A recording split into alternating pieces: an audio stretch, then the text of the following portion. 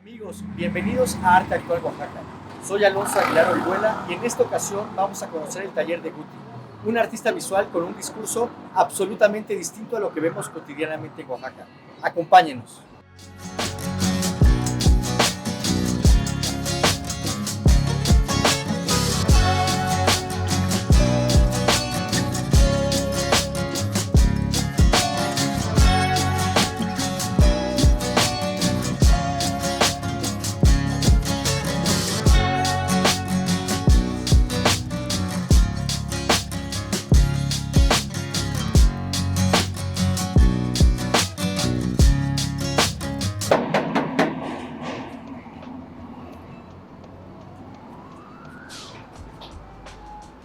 Maestro, muchísimas gracias por recibirnos en tu taller. Le agradezco muchísimo tu tiempo. Gracias. Te agradezco muchísimo. Siempre entrar al estudio de un artista es maravilloso. Conocemos no nada más su trabajo artístico, sino también mucho su mente. Por eso te agradezco mucho. No, me digas, muchas gracias por visitarme. ¿Y en qué estás trabajando, maestro? Ahora lo último que estoy haciendo es una escultura. Estoy Perfecto. haciendo una maqueta para una escultura que pretendo hacer en gran formato y en tamaño natural en bronce. Pues vamos a verlo.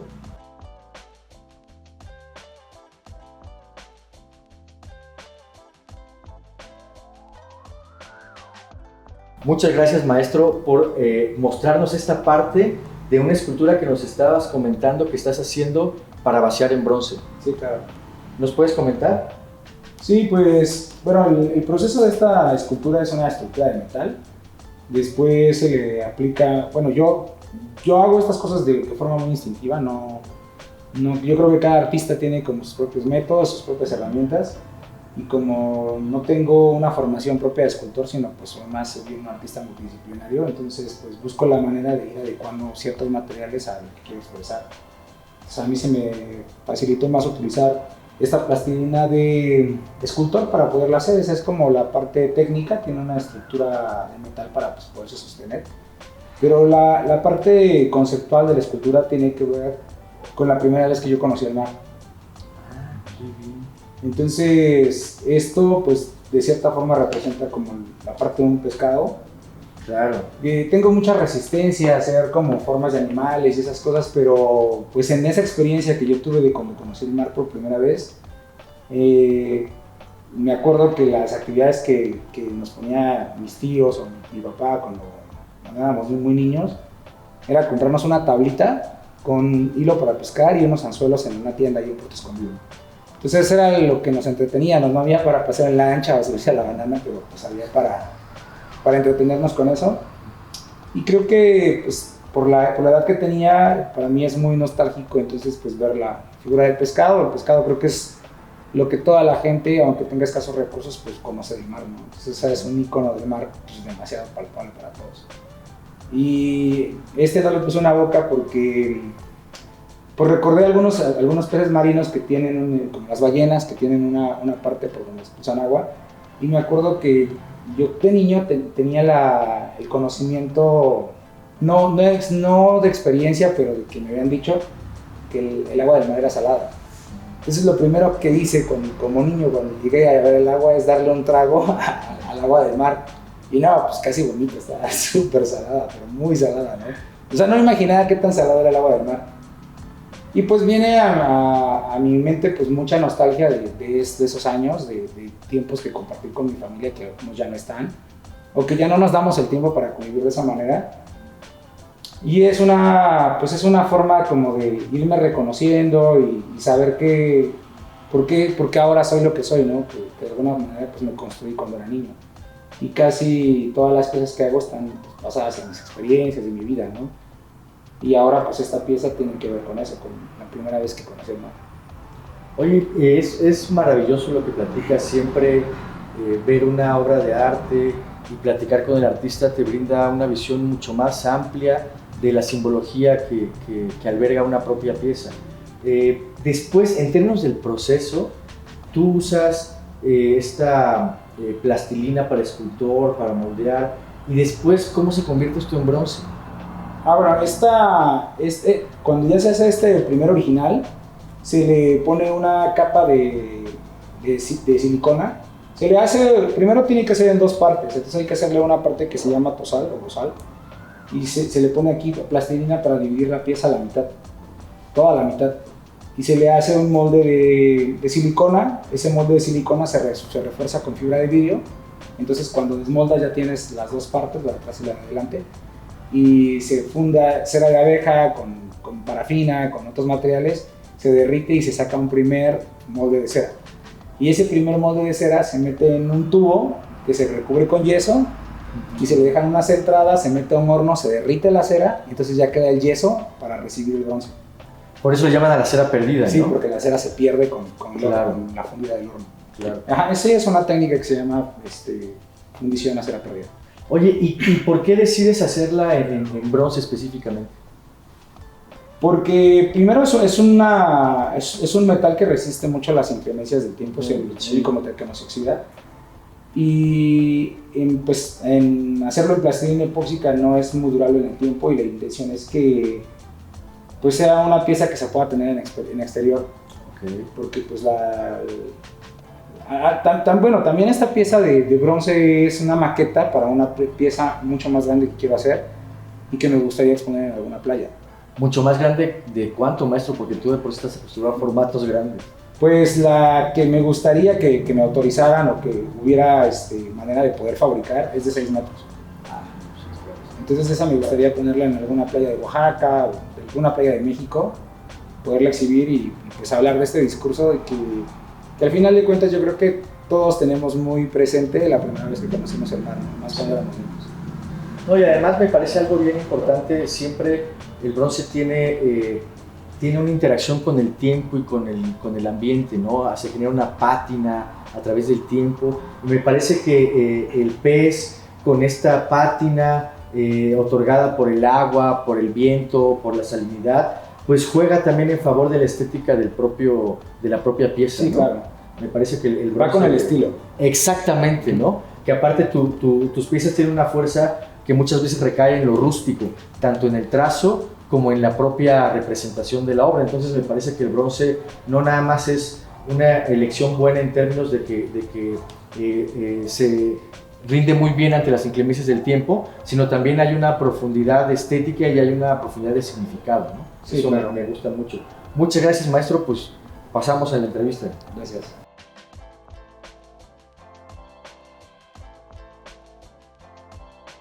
Muchísimas gracias, maestro, nuevamente. Un gusto. Bienvenidas, bienvenidos todos. Estamos aquí con el maestro Jesús Hernández Arango, Guti, quien amablemente nos abre las puertas de su taller para platicarnos un poco sobre su vida y sobre su obra. Muchas gracias, maestro. A ustedes por venir. Pues bueno, para empezar, quisiera preguntarte, ¿cómo fueron tus inicios en el arte? Un poquito ya nos platicaste previamente que pues tú entraste al arte de una manera apasionada, o estás de por sí en el arte de una manera apasionada. ¿Cómo fueron tus inicios? Pues el primer acercamiento que tuve a la pintura fue por medio de la Casa de la Cultura. Y tuve la curiosidad, o tuve la atracción hacia la parte del dibujo por un familiar que en algún momento fue a clases de pintura a Bellas Artes y había hecho unos retratos a lápiz así súper bonitos que estaban en la casa de mi abuelo.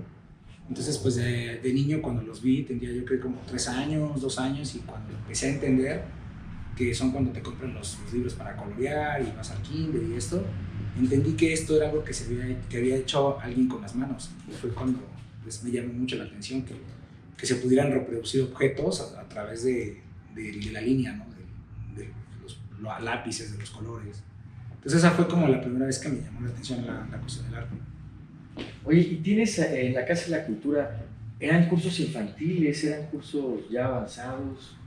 Pues más bien creo, y a lo mejor puede ser un poquito, no sé, ofensivo decirlo, pero no se le ha dado mucho reconocimiento a la cuestión artística, y se ha tomado la pintura quizás como un hobby o como una tarea que puedes hacer después del trabajo, después de...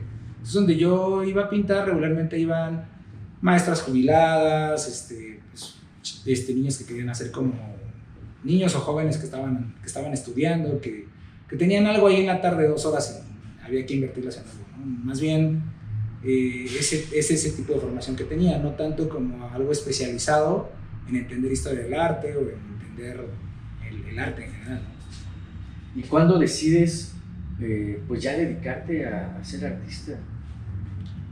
Pues lo decidí porque yo creo que era también una edad bastante pasional, en la que todos los individuos de pronto tenemos esta disyuntiva de qué vamos a hacer de nuestra vida y qué es lo que queremos hacer por toda la vida, ¿no? Para siempre, porque en ese momento pensamos que toda la vida es mucho. Sí, ahora sabemos que toda la vida puede ser una semana, pero a esa edad de decir me quiero dedicar a algo y esto es lo que voy a hacer toda la vida, era algo como muy romántico. Entonces yo creo que fue como a los 22, 23 años que no me veía en otra. Cuando pensaba a futuro qué me veía haciendo, yo me imaginaba tener un espacio y estar ahí con pinturas y conviviendo con colores. Ni siquiera me imaginaba cómo iba a ser las ventas, quién me iba a vender, cómo funcionaba, si realmente era rentable. Solamente me imaginaba teniendo un espacio grande y muchos bastidores para echar pintura, ¿no? Esa es como la cuestión romántica por la que me dediqué a la cuestión del arte. Y eso me llama mucho la atención de tu obra y de tu ser como artista.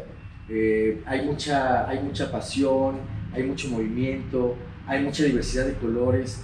¿Cómo empiezas a pintar? Es decir, cuando hay un lienzo en blanco frente a ti, ¿cómo acometes el lienzo?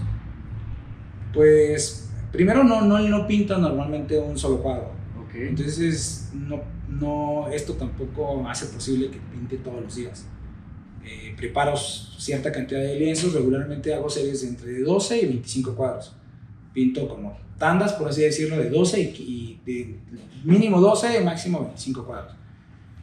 Y está también muy condicionado por la pintura que ahora utilizo. En este caso es esmalte acrílico, que es la pintura que se ocupa para pintar coches, pintura automotriz. Compro las tintas, que son ciertos colores que se pueden combinar entre ellos. Y es una paleta un poco, pues no limitada, porque puedes hacer miles de colores, pero en primario son pocos los colores que se utilizan, ¿no? Y a partir de cómo está mi estado emocional, es como el color que elijo como base, o la primera textura, o el fondo, a partir de cómo esté en mi cuestión emocional. Esto no está muy razonado de cierta forma, es algo muy instintivo, ¿no? Entonces la última serie que hice se llama Series de Colores y son colores muy chillantes como azules, naranjas, amarillos, verdes, pero chillantes, ¿sí? Colores puros, así son los fondos. Y posteriormente empiezo a desarrollar una idea que sea la que más me ha cometido en los últimos días en mi parte de historia de vida, ¿no? Cuestión emocional, como sí, me he cuestionado mucho el discurso de el estar en una relación con una pareja o cómo es la relación con mis hijos, o cómo es la relación con mi trabajo, o cómo es la relación con el dinero. O sea, veo como qué parte me está como acometiendo, qué enseñanza me está prestando la vida, y a través de todas las dificultades, experiencias, aprendizajes que tengo en ese lapso, empiezo a desarrollar un discurso con mi obra y empiezo a entablar una comunicación para sacar cosas de las que estoy viviendo que no podía ver a simple vista. Entonces es como materializar muchos procesos que están ocurriendo en mi mente y es como pues empieza a resultar la obra, ¿no? Fíjate que lo que dices me resulta muy claro y me esclarece mucho tu pintura, porque a final de cuentas cuando uno se para frente a tus obras, lo que uno ve son trazos muy libres, dripping, gestos a veces aterradores, gestos a veces felices. Y sí, en general lo que se puede apreciar es mucha expresividad, mucho del artista volcado hacia este tipo de piezas. Veo también una parte que me llama muchísimo la atención de tu trabajo, es este discurso visual que quizá muchas personas como yo vincularíamos con el expresionismo abstracto norteamericano, con el arte pop, con gente como Basquiat, por ejemplo, etc. ¿Qué tanto has sido tú, que básicamente eres autodidacta, como nos has comentado, qué tanto pesa o no pesa de plano este tipo de artistas? ¿Conociste a esos artistas antes de hacer tu pintura así? Ahora que ya los conoces, ¿hay alguna influencia? ¿Cómo es esto, maestro? Pues fíjate que En un principio yo creo que sí había cierta molestia, cierto ruido por el querer encontrar un estilo que no se parezca a lo que existe, porque estás entendiendo que el arte tiene que ser original, ¿no? Que tiene que haber una originalidad como artista. Entonces, a la hora de desarrollar pues un estilo, una técnica o algo dentro de la pintura, algo que se pueda leer en el tiempo, sí pesa que la gente comente que tu trabajo se parece al de tal o cual artista, porque tú estás entendiéndolo como una ofensa, porque tú no estás copiando sus cuadros como tal. Pero un día un amigo que conocí en un curso me dijo, es que nada de eso es todo. O sea, no te hagas cosas ahí que no son, no te hagas ideas, no te hagas chaquetas mentales como vulgarmente dicen. Porque todo lo que nosotros somos una consecuencia de todo lo que vemos y de todo lo que repetimos visualmente. Entonces, pues obviamente hay influencias, mucha influencia es consciente, pero mucha influencia no. O sea, mucha obra de la que la conocí mucho después, y cuando la veía decía, esto me hace mucho sentido con lo que yo hago. Este artista es como muy parecido a lo que yo hago. Y me gustaba encontrar arte que tuviera que ver con lo que yo hacía, porque me sentía identificado, porque me sentía más validado mi trabajo. Nunca me estorbó. O sea, yo vi obra de Basquiat. Yo creo que ya llevaba como unos 2 años haciendo mi propuesta cuando vi obra de él.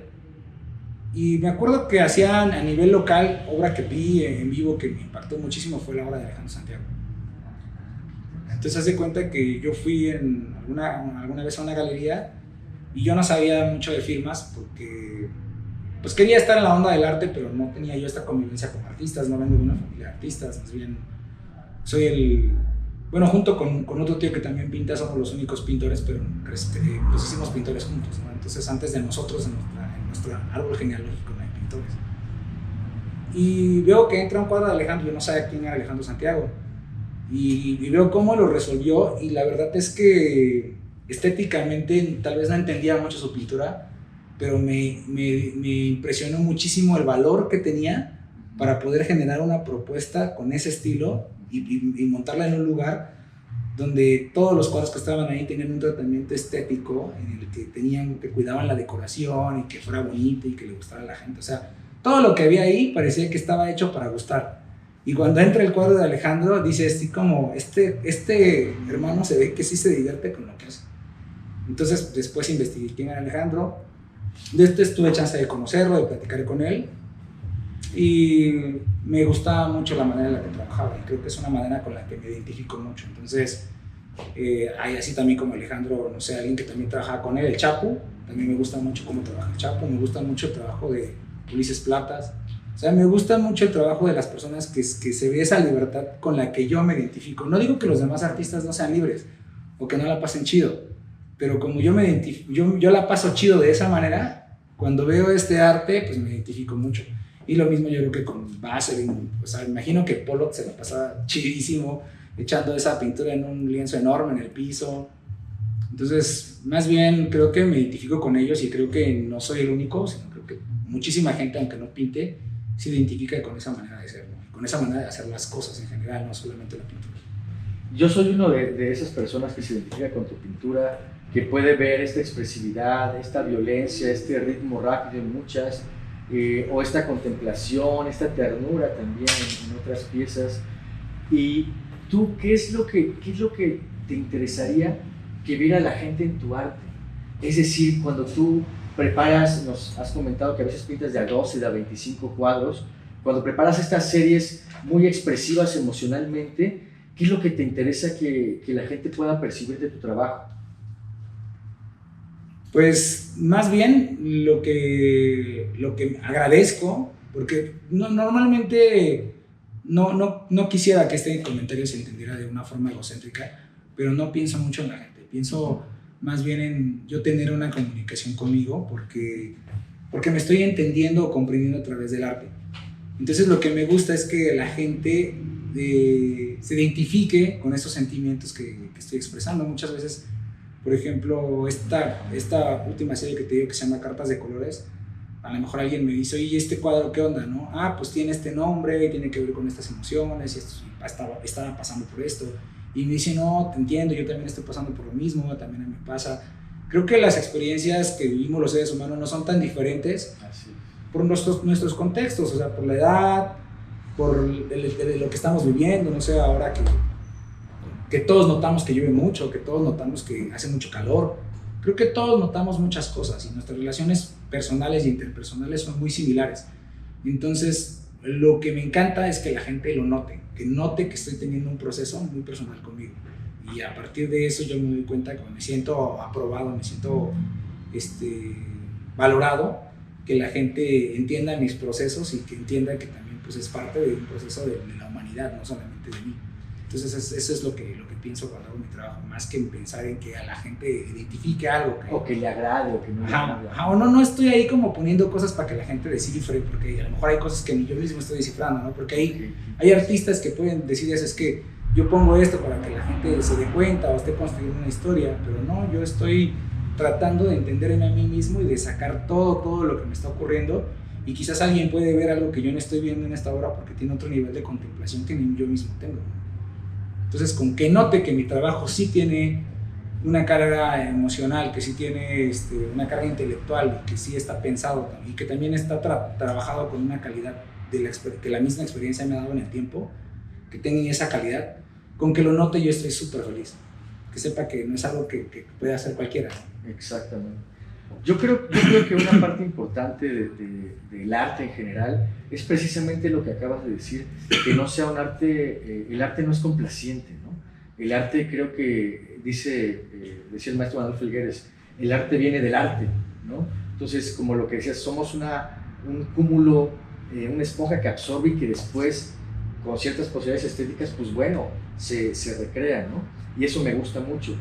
Hay una serie, un trabajo artístico tuyo que tiene que ver con un proceso existencial que a mí me gustó mucho, porque otra vez nos podemos sentir identificados mucho con eso. Es un proyecto para el cual tú viviste en la calle un tiempo. Claro. Es un proyecto que nos contarás, pues al parecer nace de este hartazgo que muchos hemos sentido y que muchos nos identificamos. A veces mandar al diablo todo, ¿qué pasaría? La mayoría no tenemos el valor para hacerlo, pero tú sí lo hiciste. ¿Cómo fue este proceso?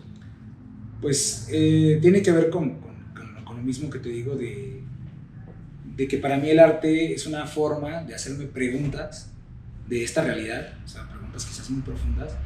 No todo el tiempo encuentro respuestas, sí, yo creo que lo más importante es generar estas preguntas que tienen que ver como por qué reacciono así a ciertas situaciones. En este caso, pues yo veía que hay gente que puede mandar toda la fregada y irse a vivir a la calle, y que la razón que los movía a hacer esto pues podían ser muy diferentes, y leí algunas cifras del INEGI por qué era que la gente vivía en la calle, ¿no? Porque se podría pensar que tiene que ver con un nivel solo de pobreza o con un nivel económico, y no es así. O sea, hay gente que pues, puede tenerlo todo y decidir vivir en la calle porque ya no le encuentra pues, una razón a estar en el sistema.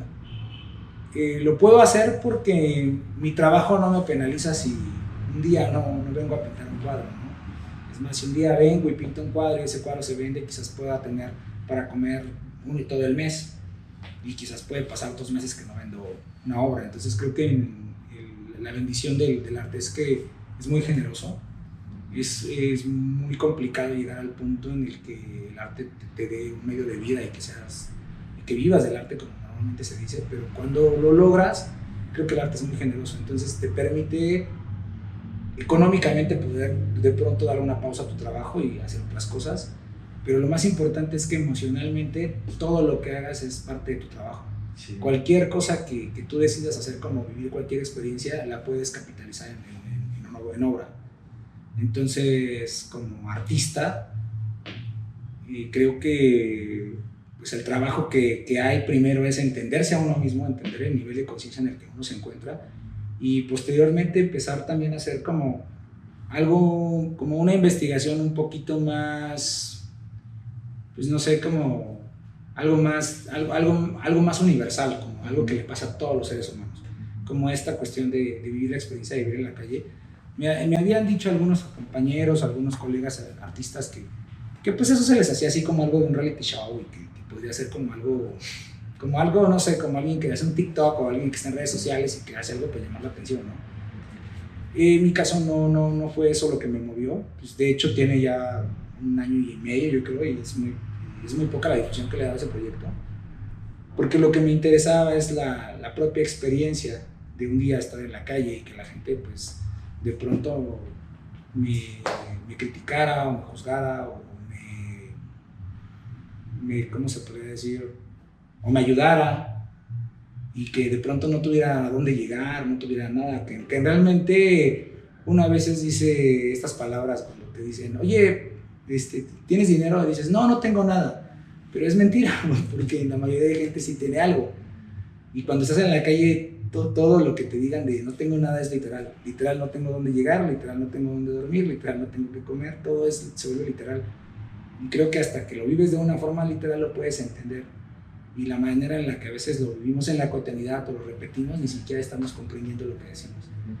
Y también la otra parte es que no es tan malo como parece.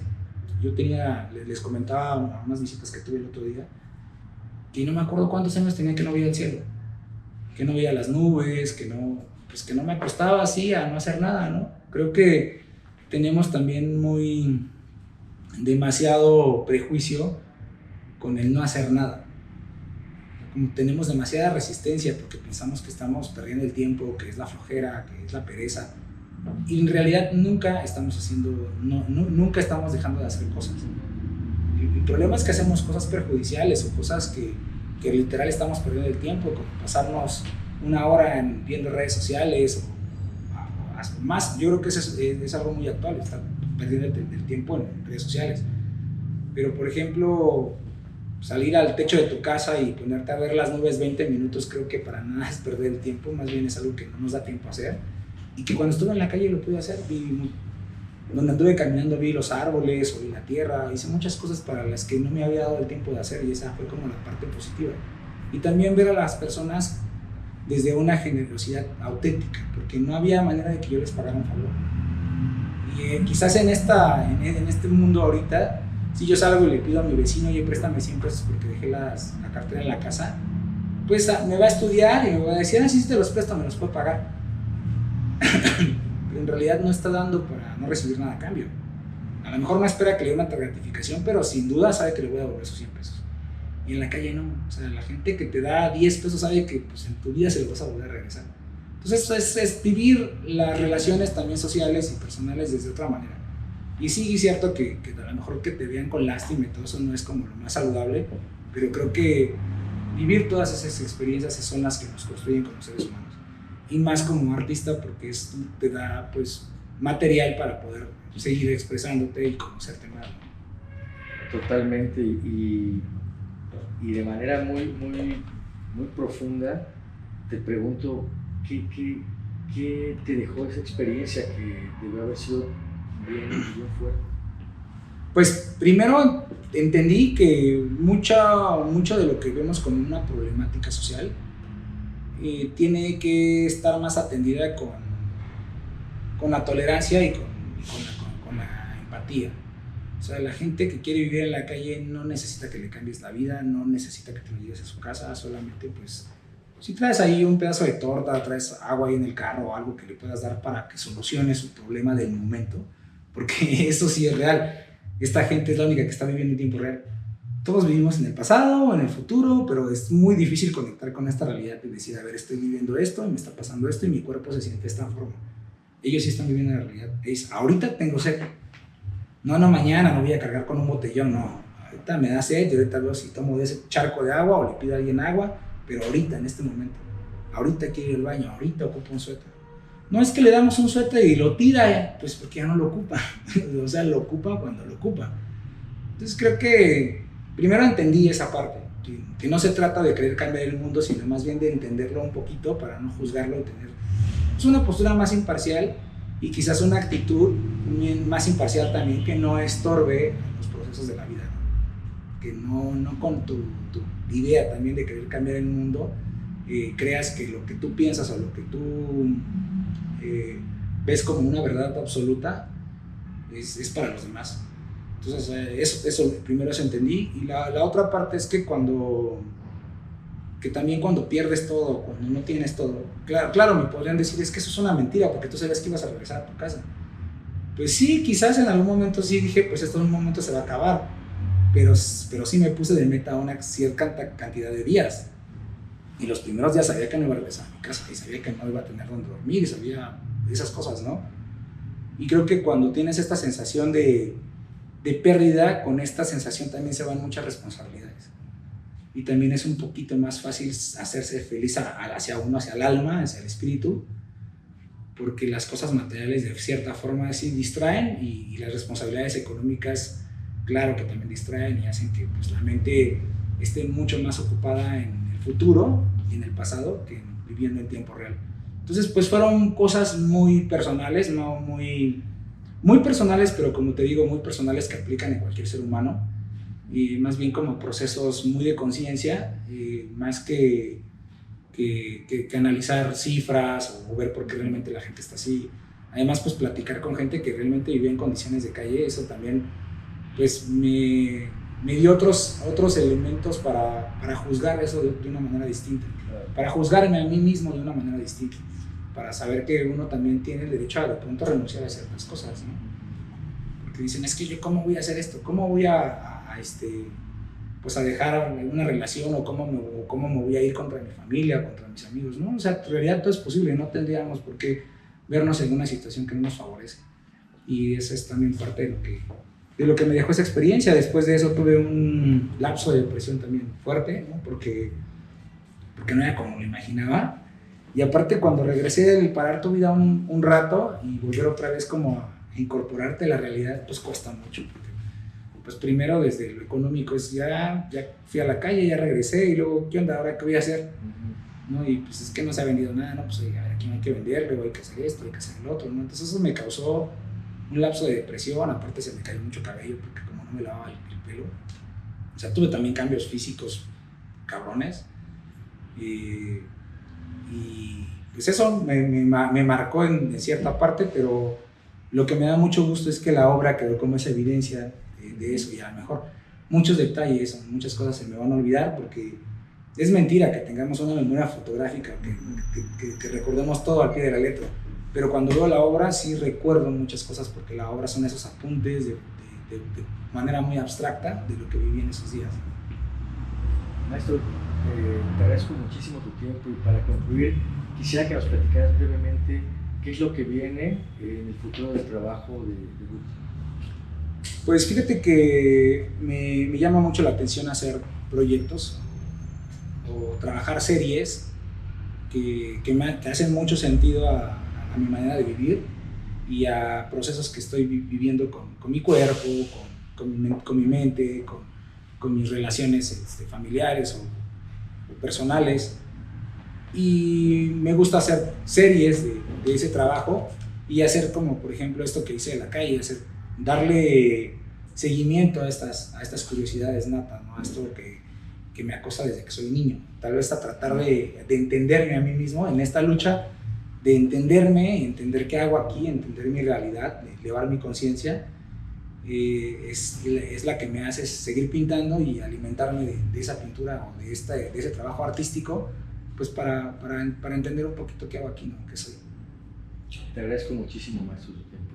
Muchas gracias y felicidades por tu trabajo, no solamente por el resultado, sino por tu entrega en el proceso. Te lo digo muy sinceramente, yo he conocido muy pocos artistas que tengan esa entrega en el proceso y muy buenamente te digo que se ve el resultado, ¿no? Muchas gracias. Felicidades, maestro.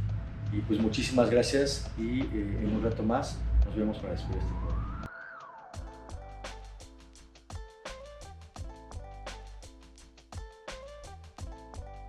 Pues amigos, muchísimas gracias por acompañarnos una vez más en este programa Arte Actual Oaxaca. Los esperamos en la siguiente ocasión para conocer a un artista más. Muchísimas gracias, maestro, por todo el tiempo.